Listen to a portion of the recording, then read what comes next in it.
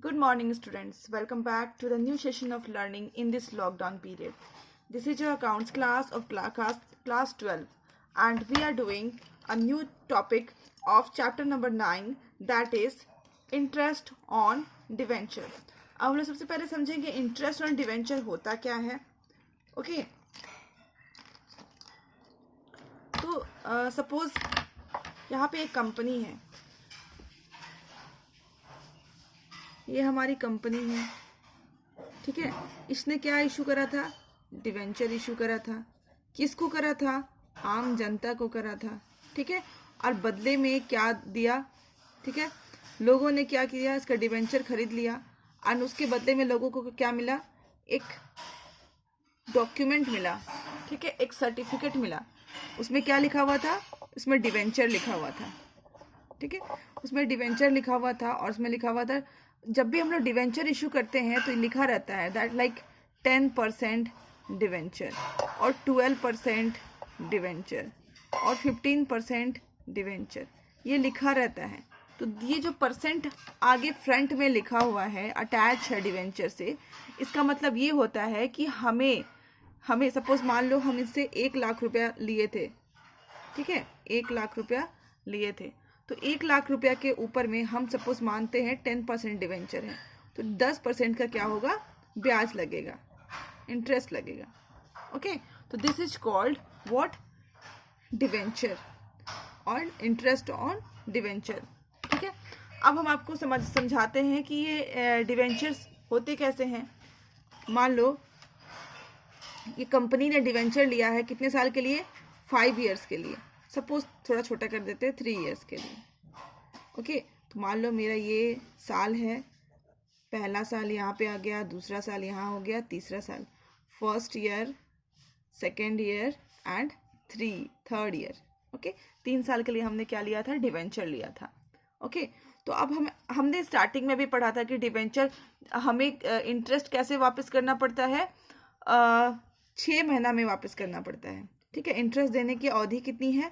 6 months है.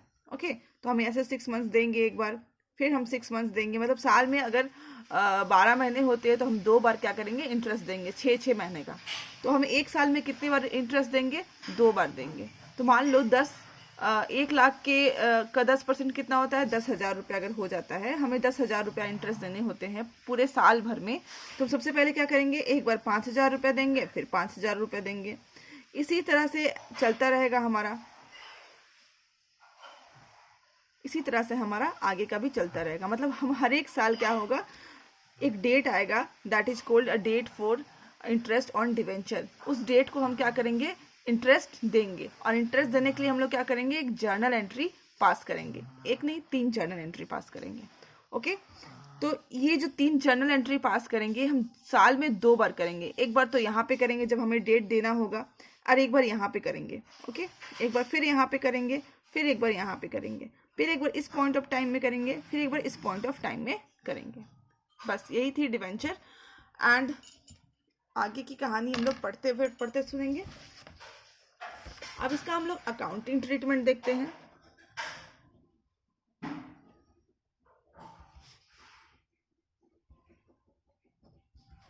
ठीक है, अकाउंटिंग ट्रीटमेंट देखते हैं. सबसे पहले है interest is always calculated in face value of debenture. हम लोग अब हमेशा क्या करते हैं? इंटरेस्ट कैसे कैलकुलेट करते हैं? डिवेंचर की फेस वैल्यू के ऊपर कैलकुलेट करते हैं, ठीक है. It is a charge against profit. ये बातें तो मैं आपको बहुत पहले से समझाती हुई आ रही हूँ. क्या है? चार्ज अगेंस्ट प्रॉफिट है. चार्ज अगेंस्ट प्रॉफिट का मतलब क्या होता है? कि आपको लॉस भी क्यों ना हो रहा हो, आपको क्या करना पड़ेगा? इंटरेस्ट पे करना ही करना पड़ेगा. एट द टाइम अगर कंपनी सफर कर रही है, लॉस भी हो रहा है, तो भी आपको इंटरेस्ट ऑन डिवेंचर पे करना है, ठीक है. अब हम इसकी जर्नल एंट्री देखेंगे.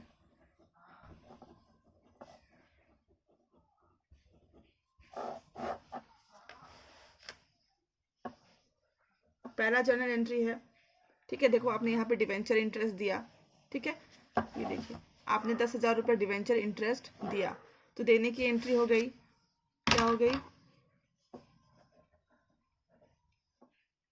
इंटरेस्ट ऑन, यहाँ पे डिवेंचर इंटरेस्ट भी लिख सकते हैं, शॉर्टकट में लिखते हैं हम लोग, डिवेंचर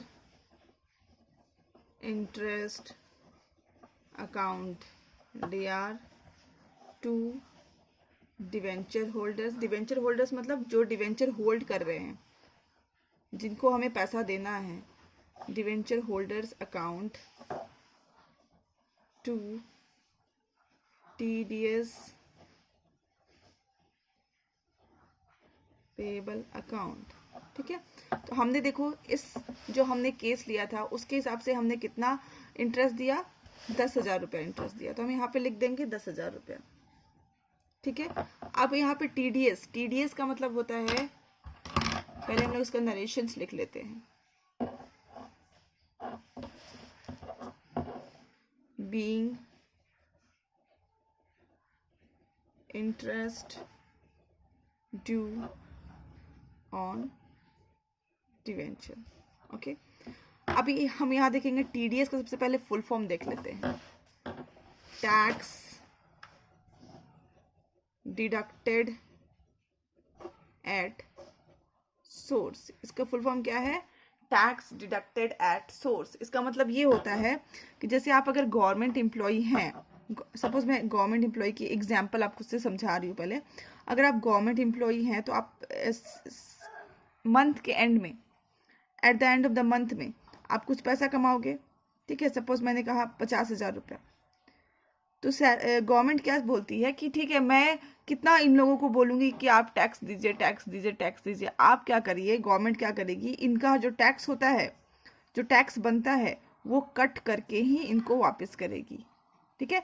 मतलब सोर्स से ही टैक्स कट कर लेना, ठीक है। मतलब जहाँ से स्टार्ट होता है इनकम, वहीं से टैक्स को कट कर लेना, that is called tax deducted at source और TDS, ओके।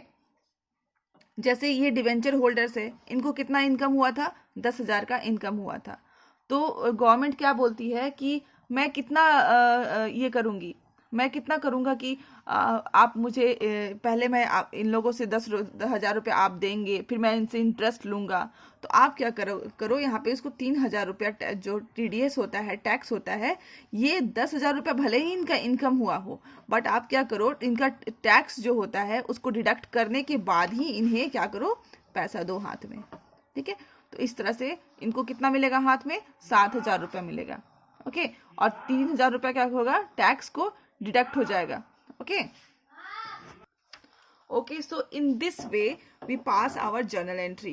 पहले हम लोग डिवेंचर इंटरेस्ट जो भी होता है वो लिख देते हैं, फिर हम जो TDS मतलब जो टैक्स हमें गवर्नमेंट को पे करना होता है on behalf of this debenture holder, okay, वो हम यहाँ पे लिख लेते हैं, ठीक है। और फिर क्या होता है, यहाँ पे जो बचता है अमाउंट, बैलेंस अमाउंट हम डिवेंचर होल्डर को दे देते हैं हाथ में, that is called debenture holders, okay. तो debenture interest account debit to debenture holders account and to TDS account, ये होती है पहली एंट्री, this is our first entry, okay, this is our first entry. अब हम सेकेंड एंट्री करेंगे। Second entry क्या है, debentures holders account debit to bank, ठीक है। इसका मतलब क्या है, हम डिवेंचर होल्डर्स को कितना पैसा देने वाले थे, 7,000। अब हम क्या करेंगे, उसको 7,000 उसके बैंक अकाउंट में डाल देंगे, that is why it is debenture holders account debit to bank account, okay. और यहाँ पे हो जाएगा narrations, being debenture interest paid, okay. Third is TDS payable account DR to bank. हमने जो TDS काट करके रखा था, ठीक है, 3,000 रुपये जो TDS काट करके रखा था डिवेंचर होल्डर से, उसको भी क्या करेंगे, बैंक में डिपॉजिट कर देंगे, मतलब गवर्नमेंट को दे देंगे, okay. being TDS paid to the government. Okay, तो ये जो 3 एंट्री आपने देखा, तो यहां पे हम एक नोट लिख लेते हैं। The above 3 entries will repeat 2 or twice a year। एक साल में ये तीनों एंट्री 2 बार रिपीट होंगी, या फिर अगर एक साल में हमें 3 बार डिवेंचर इंटरेस्ट पे या फिर क्वार्टर के हिसाब से पे करना होगा तो उस हिसाब से रिपीट होंगी। ठीक है, अब हम एंड ईयर के एंड में भी एक एंट्री पास करेंगे। एट द ईयर एंड, हम ईयर के एंड में भी एक एंट्री पास करेंगे। वो क्या है? Statement of P&L account debit to debenture